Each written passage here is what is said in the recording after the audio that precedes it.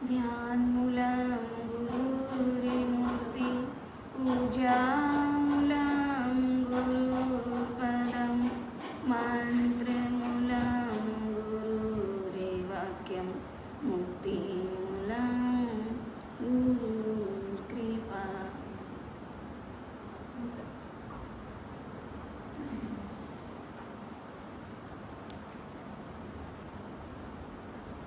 हम सभी भाव योगी संत के सत्संग सदन का वार्षिक उत्सव और साथ में गुरु माँ के जन्मोत्सव का उत्सव मना रहे हैं।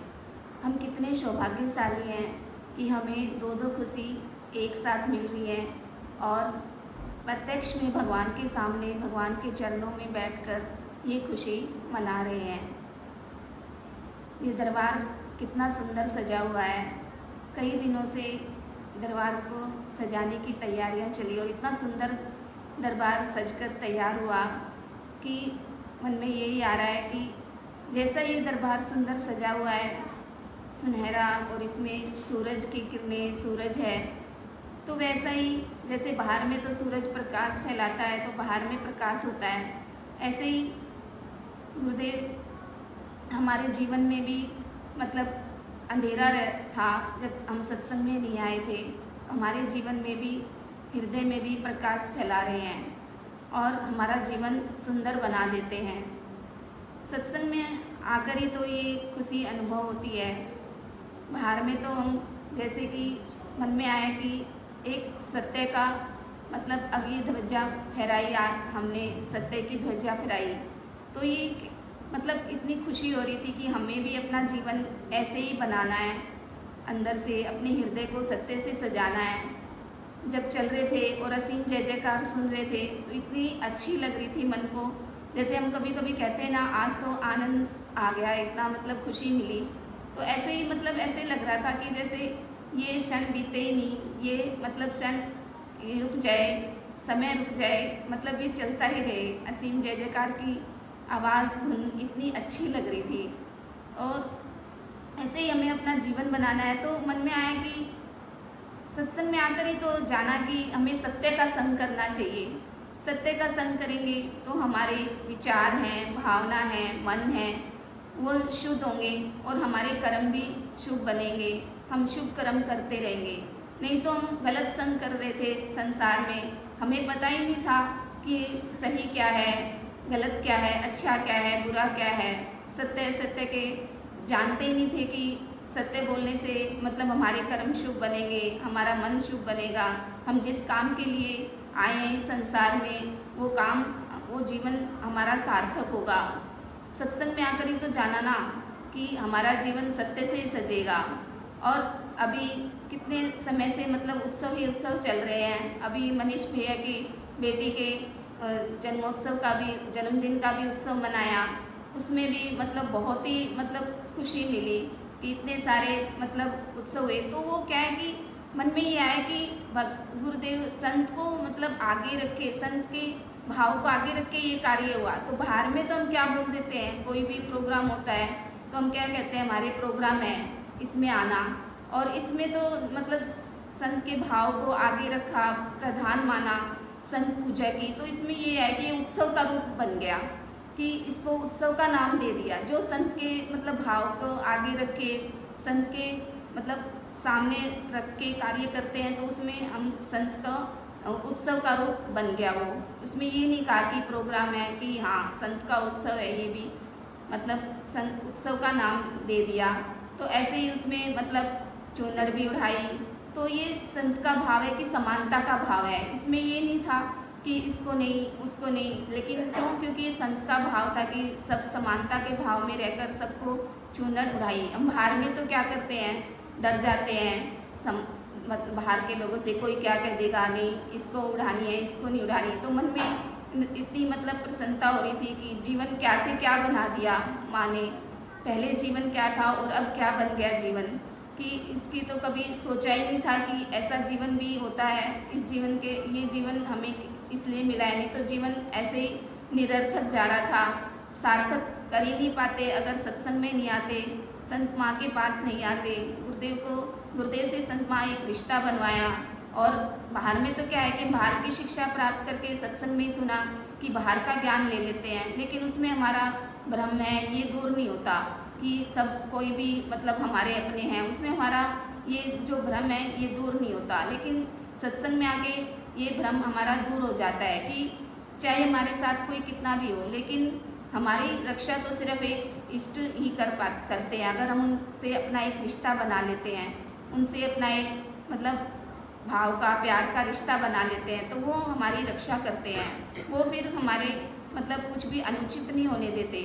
जैसे कि बाहर में दुख होता है, चिंता होती है, परेशानी होती है, तो हम मुरझाए रहते हैं, कोई भी मतलब हंस भी नहीं पाते।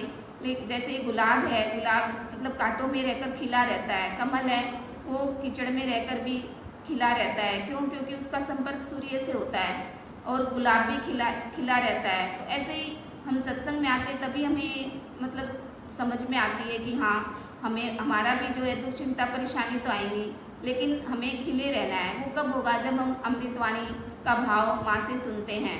अब इतने समय से इतनी अमृतवाणियों का मतलब भाव, अमृतवाणी याद की, तो सारा दिन बस मन में वही चलता रहता था कि अमृतवाणी इतनी सारी, मतलब वो भी गुरुदेव को भी बोलते कि याद हो जाए। तो ऐसे लगा जैसे गुरुदेव भी बिजी है, मतलब व्यस्त है कि सबको मतलब अमृतवाणी याद करवा रहे हैं। तो कई बार तो ऐसे लगता है कि यहाँ जो जितनी अमृतवाणी याद की ना, पता नहीं इतनी याद कैसे रहेंगी। लेकिन वो ऐसे लगा कि जैसे गुरुदेव पास में मतलब याद अंदर से देते हैं और वो लिखवा देते हैं। ऐसे लग रहा था कि जैसे अमृतवाणी में ये था ना कि मेरा दिल देख मैंने तुझे भगवान बना दिया। तो कहते हैं कि मेरा भी दिल देख मैंने तेरी दुनिया ही बदल दी। तो ऐसी मतलब अमृतवाणी इतनी सारी में ऐसे लगा जैसे अपने जीवन के ऊपर ही चल रही है कि हाँ, मतलब सारी दुनिया ही बदल दी गुरुदेव के पास आए। तो वो मतलब दुनिया क्या थी और ये दुनिया क्या है। उस दुनिया में तो क्या था, डरते थे, रोते थे, परेशान होते थे, कोई सुनने वाला नहीं था कोई बात। सब मतलब अपने अपने उसमें लगे हुए थे, स्वार्थ का प्यार था, भाव भी अभाव ले लेते थे, हर चीज़ में अभाव ले लेते थे। लेकिन ये संत की दुनिया, संत का मतलब जब दुनिया में आए तो ऐसे मतलब अनुभव होता है जब करते हैं, जब कि इसमें तो मतलब स्वार्थ का प्यार नहीं है, इसमें तो निस्वार्थ प्यार है। हमें सबको प्रेम बांटना है। हमें हमारे अंदर में हम प्रेम भरेंगे ना, तभी हम सबको प्रेम दे पाएंगे। वहाँ हमें कहते हैं कि तुम अभाव मत लो, तुम भाव में रहो, तुम प्यार भाव शांति लेने के लिए आए हो। सत्संग में भी इसीलिए आते हैं कि हमारे अंदर में जो भी कमी है वो मतलब दूर हो। बाहर में तो हम दूसरों के अंदर कमी मतलब देखते रहते थे, अपने अंदर की कमी नहीं देख पाते थे कि हमारे अंदर में भी कोई कमी है, हम भी मतलब अयोग्य हैं। लेकिन यहाँ अगर हम देख पाए कि हाँ, दूसरों के अंदर कमी है लेकिन हमारे अंदर उससे ज़्यादा कमी होती है, कि हम उस कमी को पूरा कब कर पाएंगे? जब हम सत्संग करेंगे, भक्ति करेंगे, भाव गुरुदेव की अमृतवाणी को अंदर में हृदय में उतारेंगे, तब हमारा हृदय खिला खिला रहेगा। तब हम मुस्कुरा के मतलब दे पाएंगे किसी को। हम कितना भी मतलब बाहर में हम रह लें, लेकिन जब तक हम सत्संग में नहीं आते तब तक हमारा जीवन सार्थक नहीं हो पाएगा। ये हमारा जीवन सार्थक तभी हो पाएगा जब हम ये प्यार भाव शांति का धन अपने जीवन में उतारेंगे जो हमें मिल रहा है, और तभी हम बांट पाएंगे। जैसे माँ हमें हमारे हृदय को कितना मतलब बुरा गलत मतलब अंदर में भाव थे, अभाव ही अभाव थे अंदर में, लेकिन उसको कैसे मतलब साफ कर दिया धीरे धीरे करके अमृतवाणी के द्वारा, अपने भाव के द्वारा, अपने प्यार के द्वारा हमारे जीवन में इतनी खुशियाँ भर दी कि अब जो बीती हुई बातें हैं, बुरी बात मतलब वो याद भी नहीं आती। यूँ लगता है कि जैसे कि ये जन्म दूसरा है और वो जन्म दूसरा था।